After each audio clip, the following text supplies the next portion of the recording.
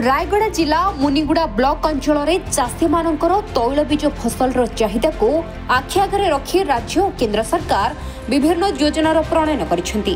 एहा मध्यरु केंद्र सरकार जातीय खाद्य निरापत्ता मिशन योजना रे मुनिगुड़ा ब्लॉक रे चलित वर्ष 2024-25 आर्थिक वर्ष रे रबी ऋतु रे कृषि जिला अधिकारी चित्तरंजन शतपथी, गोष्ठी कृषि अधिकारी दीप्तिराणी पट्टनायक, कृषि अधिदर्शक और ग्राम्य कृषि कर्मचारी उपस्थिति रे 53 हेक्टर जमी रे सूर्यमुखी बिहन बंटन करा जायछि।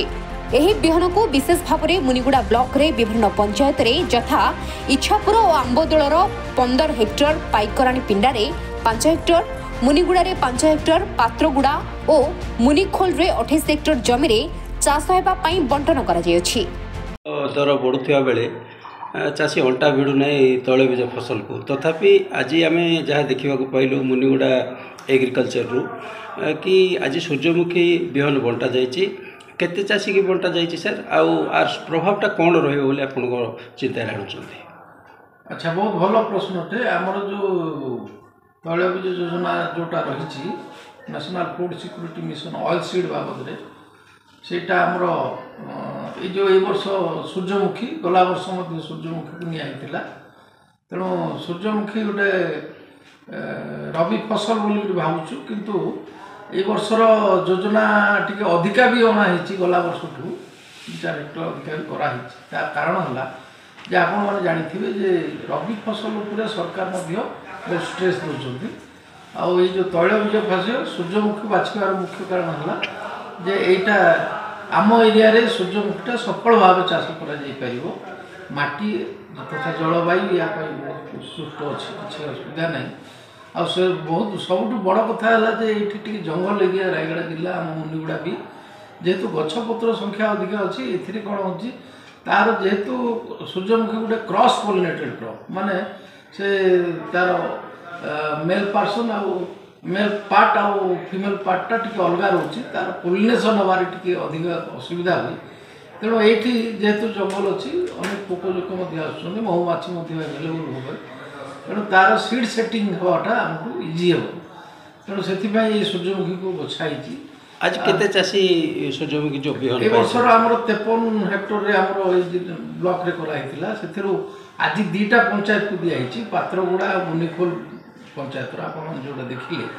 अच्छा, से टेक्निकल जिनस बते दिया जेहेतु मूल्यवान बिहनटा मूल्यवान ताकर प्राक्टिस रोचे सब 2टा बिहन थर को लगेबी जोटा वेस्टेज ऑफ माने जिते हेक्टर दिया बिहन से दिया कि 2-2टा लगेले हुए तो एरिया आमर कमी जाऊँगी।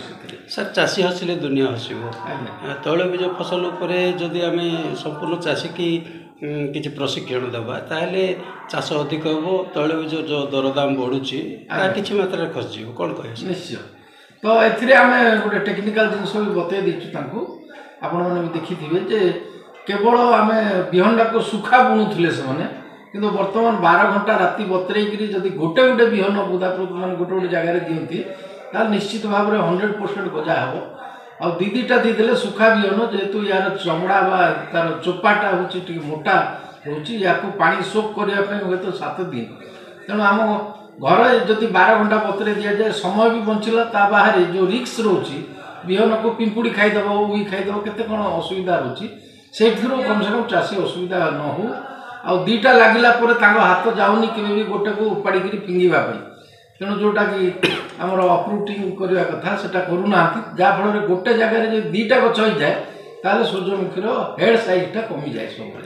तेणु आम गोटे गोटे कर कहूँ से गोटे गोटे लगेला मनकर 7 दिन भितर गजा नाला गैप फिलिंग करपारती से, कि 2टा बिहन लगे मना करूँ, जहाँफल कि आमर जो दिखाई 53 हेक्टर जोटा आम एरिया अचिव करूँ भावुँ से 53 हेक्टर हम, किंतु 2-2टा लगेदेले तार अधा एरिया बिहन सीड रेट अनुसार। तो सर ताहले आम कहीपर चलित वर्ष जो आपंकर बिहन जोगाण तार जो लाभटा चाषी भी अधिक पाइबे अंचल डेवलपमेंट भी निश्चित भाव।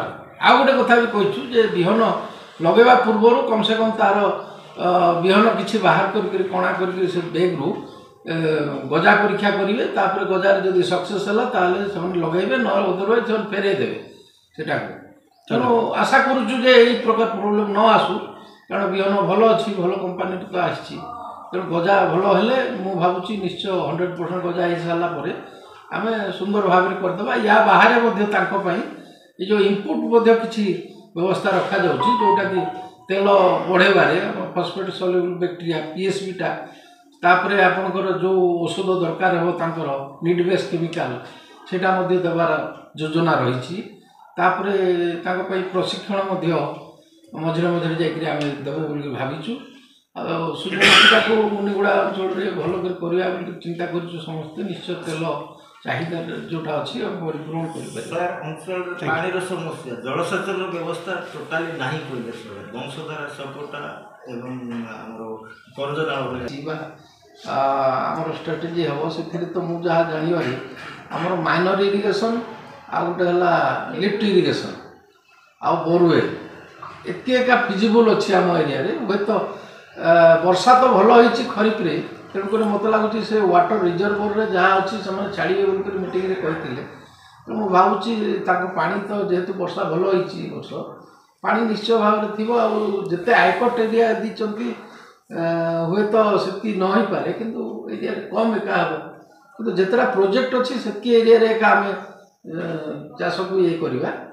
ତା ବାହାରେ ଆମର ଧାନ ଯେଉଁଟା କାଟିଲା ପରେ ଅନ୍ୟ ଯେଉଁଟାକି ଆମକୁ କହୁଛନ୍ତି ନିପାଣିଆ ଜମି, ଯେଉଁଟାକି ପାଣି ଦିଆଯାଏନି ବା ତାକୁ କୁହାଯାଉଛି ରାଇସ୍ ଫେଲୋ ମ୍ୟାନେଜମେଣ୍ଟ, ତା ପାଇଁ ମଧ୍ୟ ଆମେ ଅଲଗା ଯୋଜନା କରିଛୁ। ଏଇଟା ଇରିଗେଟେଡ୍ କ୍ରପ୍ କରାହେଇଛି, ସେଇଟା ନନ୍ ଇରିଗେଟେଡ୍ କ୍ରପ୍।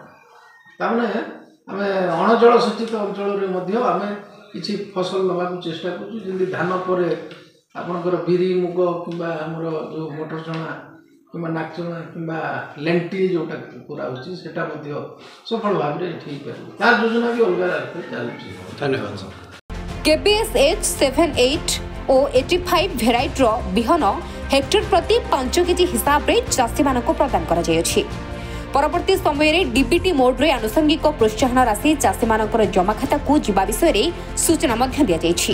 ଚଳିତ ବର୍ଷ ଏହି ସୂର୍ଯ୍ୟମୁଖୀ ଚାଷକୁ ଅଧିକ ପ୍ରଶିକ୍ଷଣ ମାଧ୍ୟମରେ ଚାଷୀମାନେ ଭଲ ଭାବରେ କରିବା ପାଇଁ କୃଷି ଜିଲ୍ଲା ଅଧିକାରୀ ଓ ଗୋଷ୍ଠୀ କୃଷି ଅଧିକାରୀ ସୂଚନା ଦେଇଛନ୍ତି। ଚାଷ କରାହେଉଛି ପନିପରିବା, ସୂର୍ଯ୍ୟମୁଖୀ, ଟମାଟୋ, ବାଇଗଣ ସବୁ ଗଲା ବର୍ଷ ନିଆ ହେଇଥିଲା। ମୁଗ ବି ନିଆ ହେଇଥିଲା, ସୂର୍ଯ୍ୟମୁଖୀ ନିଆ ହେଇଥିଲା। ଅମଳ କରାହେଉଛି। ଆମର ବି ଜମି ଟିକେ ଅଛି, ଭାଗ ବି କରାହେଉଛି। ଭାଗ ଚାଷ ବି ଆମେ ଅମଳ କରୁଛୁ। କେତେ ଫସଲ ଅମଳ କରିଥିଲେ ଗତ ବର୍ଷ? କେତେ ଟଙ୍କା ଲାଭ ହେଇଥିଲା ଆପଣଙ୍କୁ? ସୂର୍ଯ୍ୟମୁଖୀ ଆମେ ତେଳ ଖାଇବାକୁ ହେଉଛି, ବିକ୍ରି କରୁନୁ। ବିକ୍ରି ନାହିଁ, କେବଳ ମାର୍କେଟ ପାଇଁ ନାହିଁ, ଆପଣ ନିଜ ଘର ପାଇଁ କରୁଛନ୍ତି। ହଁ। ଆଚ୍ଛା, କେତେ ଫସଲ ଉତ୍ପାଦନ ହେଇଥିଲା ଗତ ବର୍ଷ? ଦେଖିକିନା ଆମେ ଏକର କିଲୋ ବୋଲେ ଦେଖିକିନା ପାଣି ଯଦି ନେଟ୍ ନ ହେବ ବୋଲେ ଭଲ ଅମଳ ହେବ। ଖରାଦିନ ପାଣି ଯଦି ଆମର କେନାଲ ପାଣି ଟିକେ ସର୍ଟ ପଡ଼ିଲା ବେଳେ ଟିକେ କମ୍ ଆସୁଛି, ଆଉ ପାଣି ଟିକେ ସୁବିଧା ହେଲା ବେଲେ ଭଲ ଅମଳ ହେବ। ବିଶେଷ ଭାବରେ ରଘୁନାଥ କଣ୍ଡାଗୋରୀ, ଲଚିତ୍ର କାଡ୍ରାକା, ପୁରୁଷୋତ୍ତମ ବାଞ୍ଚେଲିକା, ମାଣ୍ଡିଆ ସିରା, ପାଣିମାଝି କୁଳେସିକା ଆଦି ଚାଷୀ ଏହି ବିହନକୁ କୃଷି କାର୍ଯ୍ୟାଳୟରୁ ଗ୍ରହଣ କରି ନିଜକୁ ଖୁସି ବ୍ୟକ୍ତ କରିଛନ୍ତି। ଏହି କାର୍ଯ୍ୟକ୍ରମରେ କୃଷି ଅଧିଦର୍ଶକ ହିମାଂଶୁ ଭୂଷଣ ମହାନ୍ତି, ପୋଟଳି ମାଝୀ, ପ୍ରକାଶ ଚନ୍ଦ୍ର ବେହେରା, ମମିତା କୁମାରୀ ପାଢ଼ୀ, ସହକାରୀ ବୈଷୟିକ ପରିଚାଳକ ଉତ୍ତମ କୁମାର ଦାସ, ରଙ୍କନିଧି ପ୍ରଧାନ ଓ ଲୋପାମୁଦ୍ରା ଖୁଣ୍ଟିଆ ପ୍ରମୁଖ ଉପସ୍ଥିତ ରହି ବିହନ ବଣ୍ଟନରେ ସହଯୋଗ କରିଥିଲେ। ରାୟଗଡ଼ାରୁ ବ୍ୟୁରୋ ଚିଫ୍ ପ୍ରସାଦ ସାହୁକାରଙ୍କ ରିପୋର୍ଟ, ଓଡ଼ିଶା ହଲଚଲ।